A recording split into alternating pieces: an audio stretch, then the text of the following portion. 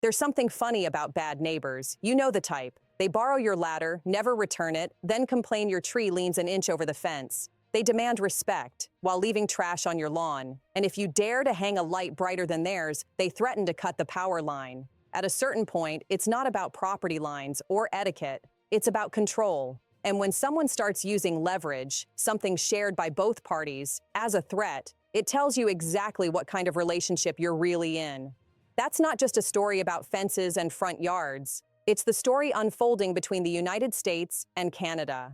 And this week, Donald Trump showed us exactly how far he's willing to go, even if it means torching a bridge he once praised. Literally. Let's rewind the clock. In 2017, President Donald Trump and then Canadian Prime Minister Justin Trudeau released a joint statement calling the Gordie Howe International Bridge a vital economic link between the two countries. The project wasn't some vague idea. It had been in the works for years.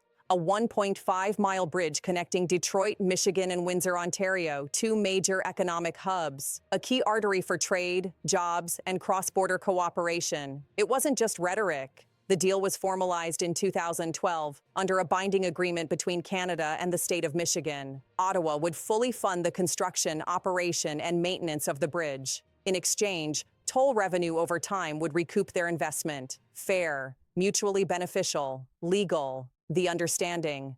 Canada pays. Michigan benefits. The United States gains a new, modern port of entry at zero upfront cost to U.S. taxpayers. Trump's administration celebrated this, and rightly so.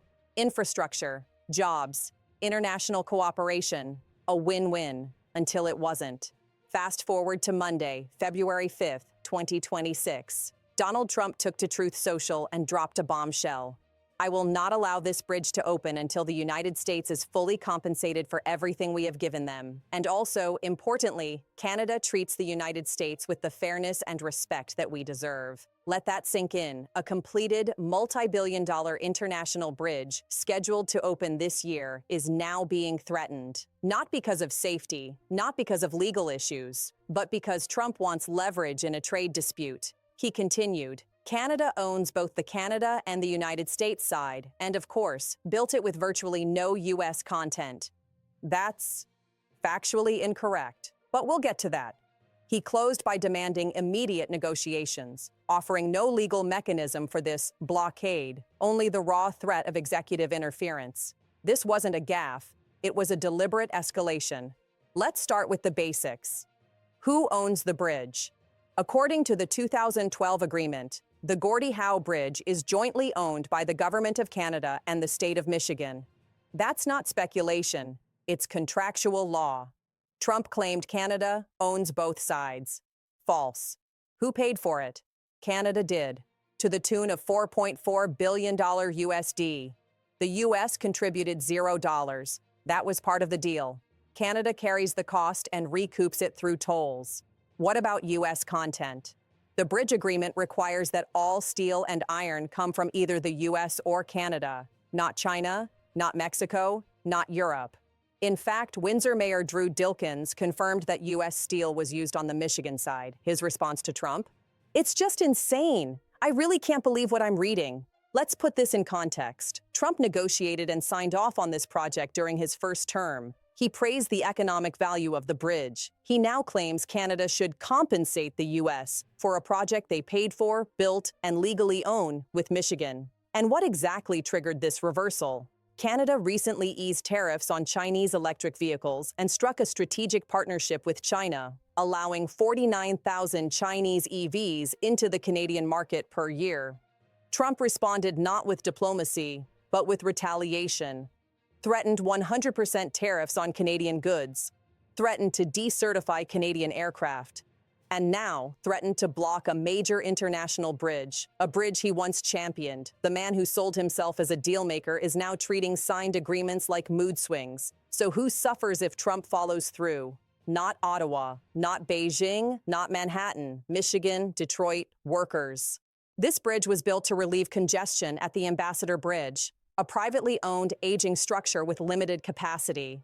The Gordie Howe Bridge was supposed to modernize trade and cut costs for small manufacturers, trucking companies, and exporters. Thousands of trucks cross this corridor every single day. Delaying its opening means longer wait times at the border, higher fuel costs, delayed shipments, lost revenue for Michigan businesses. And let's be clear, Canada will still have access to multiple ports and air routes. But Detroit? Detroit gets boxed in. Ironically, Trump is punishing the very Americans he claims to protect. Senator Alyssa Slotkin, a Democrat from Michigan, put it plainly. The president is punishing Michiganders for a trade war he started. You'd be hard-pressed to find a better summary. Let's cut to the heart of this. Trump didn't suddenly discover a legal loophole. He's not defending national security. He's not fighting Chinese infiltration. He's angry that Canada pursued its own economic interests with China, of all countries. So now he's rebranding a bridge, a literal connector between nations, as a bargaining chip.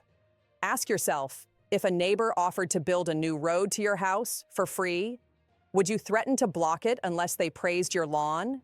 Would you call that negotiation? Or would you call it sabotage? Trump keeps using the word respect, but in his world, respect means submission. This isn't about fairness, it's about control. Canada made a sovereign trade decision. In response, Trump is threatening infrastructure. That's not leadership, that's coercion. And if the goal is to convince Americans that only he can protect them, we should ask, protect them from what? Cheaper trade routes, new bridges, peaceful allies? Or is it the threat of his own political instability? Remember the bad neighbor? The one who borrows your ladder, then threatens to break your window if you talk to someone he doesn't like? That's what this is.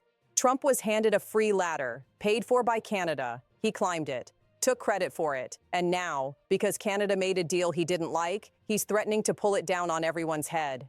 This isn't about diplomacy. It's not even about trade. It's about reminding everyone who holds the matches, even if it means burning a bridge. And here's the part we can't ignore. When a leader treats binding agreements, strategic partnerships, and public infrastructure as pawns in a personal power game, no one is safe.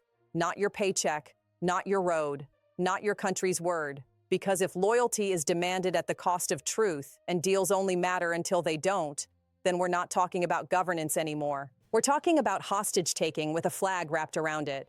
If you're tired of the gaslighting, if you believe allies shouldn't be treated like enemies, and infrastructure shouldn't be used as extortion, like this video. Leave a comment. Share it with someone who thinks bridges should be built, not broken. And if you're not already, hit subscribe, because we're just getting started.